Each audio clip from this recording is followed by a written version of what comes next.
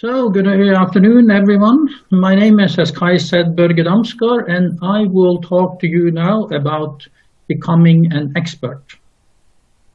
And it's simply because that if I was a student today, I would look at topics where I could have done a different in the future. And in addition, and when I was a student, we were taking our education very close to the place we were living, while today you have the option of going nearly anywhere on the globe to get your experience on your topic. So I will talk now about the possibility for all students from any university to learn about the Arctic in Svalbard, and I will obviously also try to convince you to become tomorrow's Arctic expert. So, why at all go so far north? And it's simply like this, that there are no other places north of 70 degrees north where you can study in the Arctic. And we are nearly on 80 degrees north, which you see here on the map. And the nice thing is that you can access this place with a direct plane from the mainland year-round. That means that you can take courses year-round, field work, research, whatever. And for example, also that means that this place is really well suited to observe and to learn about climate changes.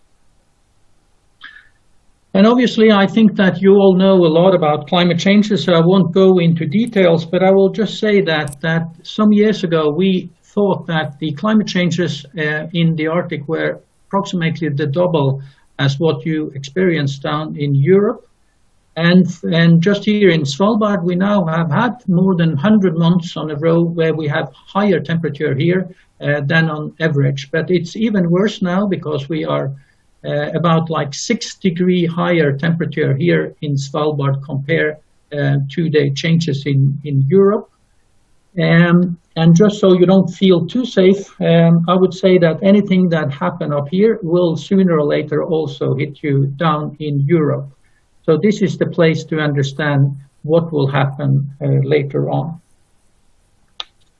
So, also, when we talk about the reason for these changes, I will only point on one of them, probably the most important one, which is the change in the sea ice. And the little arrow you see here is the place I'm sitting now in the heart of darkness, while the area in the middle of this NASA satellite map, is showing the current sea ice area now in September. And you would see that this sea ice area is not very big compared to what it was. But in order to understand that, I can show you this curve, which is like the annual change in a sea ice area, where you see on one side here the winter freeze, and on the other side the summer melt. And I put this arrow on the 2020 curve just to show you that the sea ice level have never been as little at this time of the year as it is this year. So that means that every year we are losing approximately the size of Denmark when it comes to the sea ice area. And that means that in 35, 40 years, we have already lost an area close to like 10 times the size of Germany. So we are really looking into a big change, and that means that if some of you are young students now, you will probably have a polar area without sea ice in the summertime in your lifetime. So, with this background, I will all take you up to Longyearbyen. I'm sitting up here on the hill, and the circle you see here is the location of the university. And it's a little town. It's only 2,500 people living here, but it's also a very special town because even in a small town like this, you will find surprisingly a lot of possibilities when it comes to like culture, sport, outdoor life, and nearly anything you would expect to find in a bigger city. So that means that there are probably no other places that, at least that I know about, that where you can fly for 1.5 hours from the mainland. You can go out in the afternoon in the field outside the city and do your field work, and then you can end up eating sushi in a restaurant in the evening, which is very, very special for this type of places in the high Arctic. So, and then we will move down the hill to UNIS, and UNIS is also a very special place because it's not a regular university.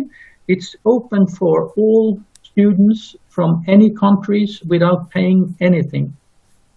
And then I would say, like, typically a year before the corona, we were having approximately 800 students here every year, having a staff of about 100, but also having approximately 100 guest lecturers coming every year to give lecture. That means that people at UNIS are moving in and out of the system all the time. It's a very dynamic and flexible place.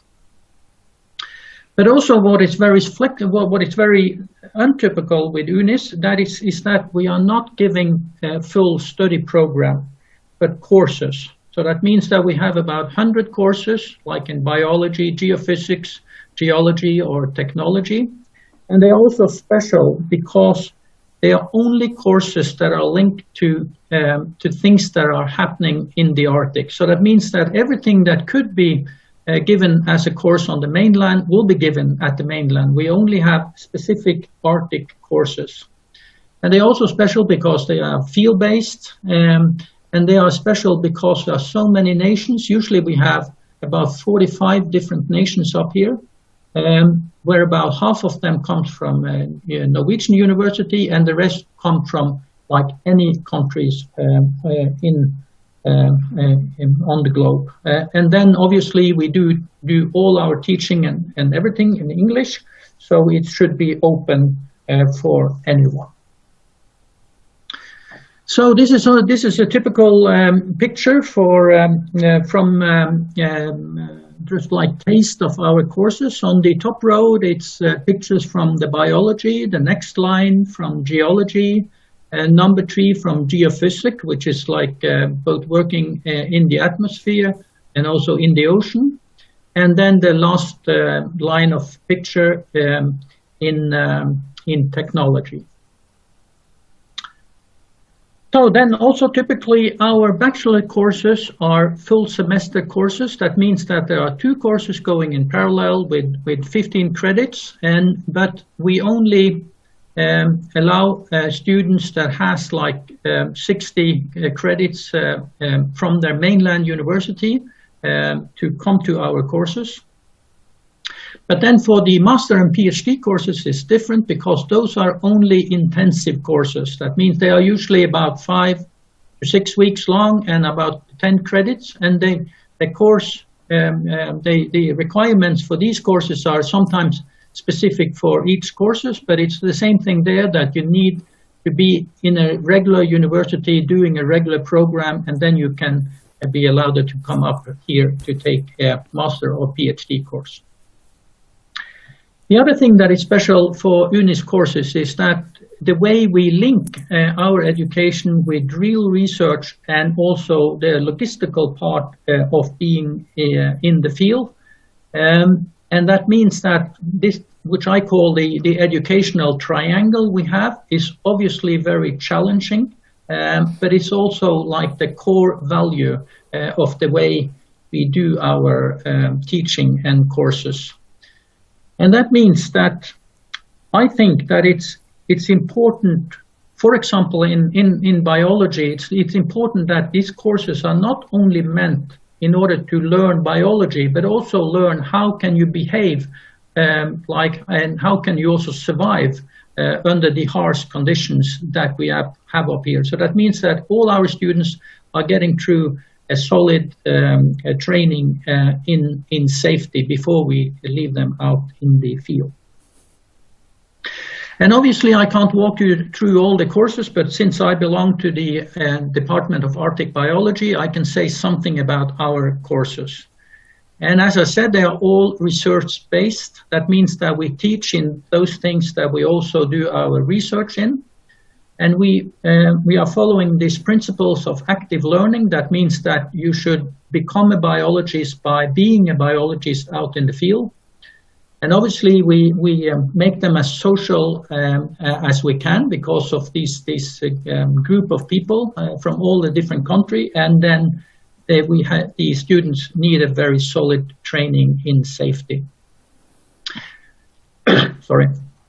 And then when it comes to the area we are working in, we are covering the full gradients from the sea and ice and up on land, in lakes, and all the way up to the mountains. And then as I started, like most of our courses, I would say all of them are based upon the biological effects of climate changes, but both like on land and in the sea, and then covering a lot of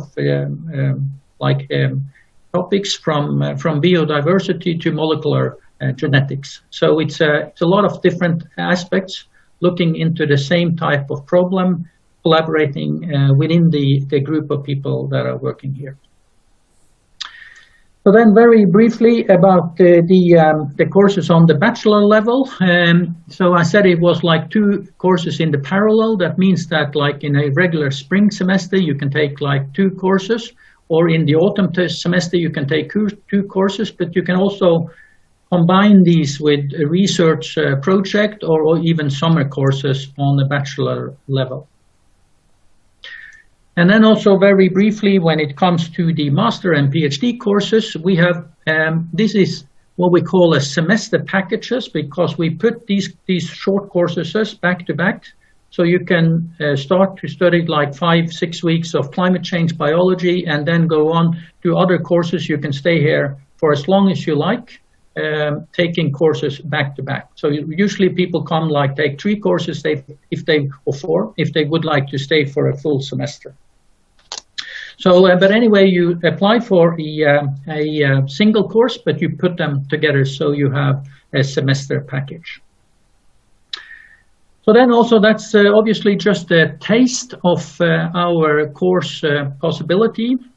So the best information you can get about these courses are to go and have a look at our net pages. But if you find it confusing because there are so many different options, then what you should do is to contact our study advisors, and they can guide you through what is possible to do with the background you have at your home university. So to sum this up, I would say that if I was starting as a student today, and if I would like to be an Arctic expert anywhere, if I took my study program anywhere on Earth, I would have looked into the possibility to take a course or a semester at UNIS. And I think that I can say that based upon the more than 10,000 students we have taken through the system, the students up here are usually very, very happy students. Not that it's easy to be a student here, and it's clearly not for lazy students, but that is an experience that you probably would possibly change the rest of your life. So with that, I wish you good luck with your future study, and please become a new Arctic expert. Thank you.